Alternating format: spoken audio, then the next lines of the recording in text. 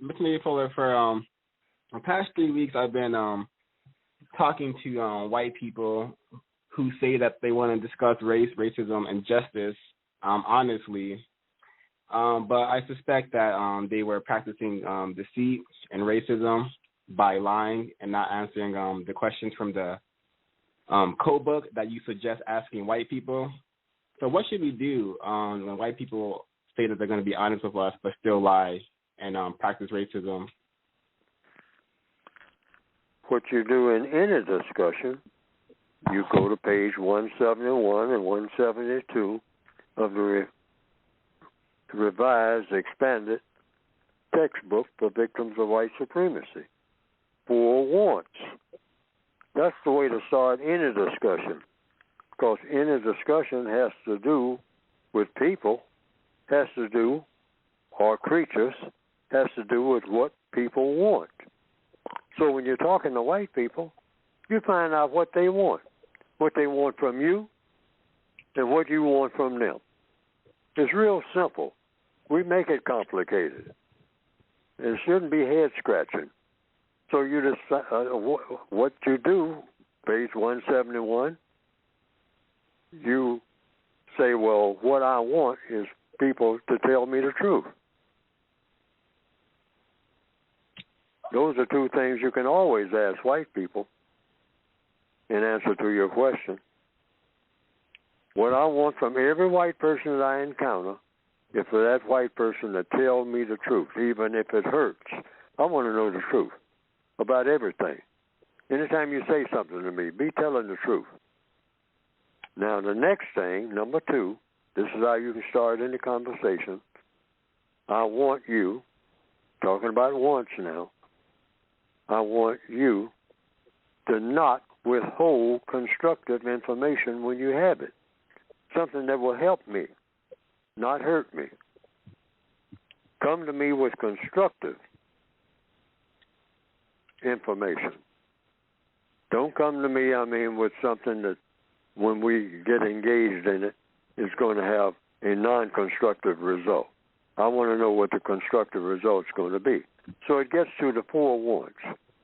I keep saying that over and over and over again. I think people just let it run right past them.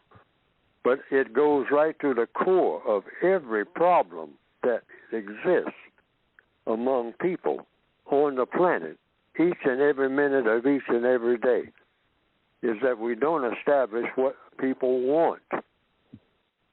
Everybody wants something every minute of the day. What do you want me to do? What do I want you to do? How do I plan for you to do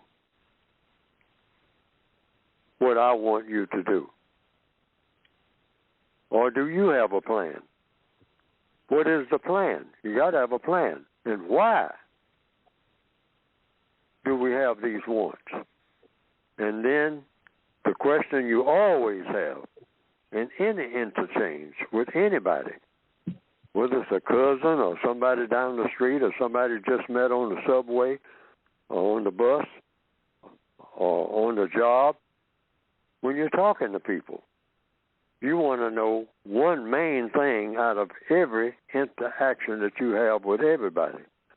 What is going to be the constructive result of you interacting with that person? Sometimes you can just go to that 4th question. Everything that we're talking about here, what's going to be the constructive result? If you're in a meeting somewhere and people are going on and on and on, hour after hour, about this and that and the other, you can just hold up your hand and ask to speak and say, look, I want to know one thing.